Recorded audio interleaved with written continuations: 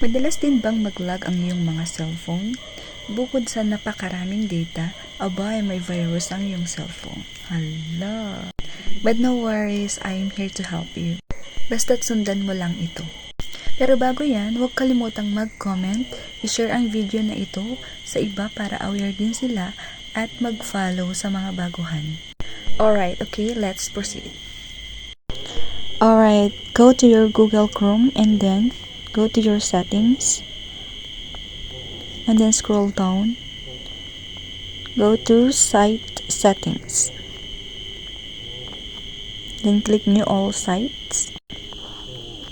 Ayan po yung mga data, restored data po sa inyong mga cellphone.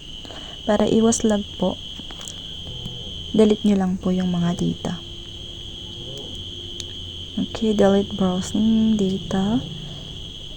Alright, yan po. Meron pong siyang naka-restored na 1,419 items and more.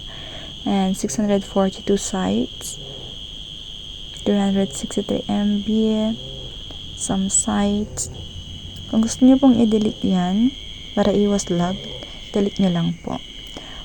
Alright, that's all for today's vlog. Sana po ay nakatulong na naman po ito sa inyo. Follow and share for more tips. Thank you.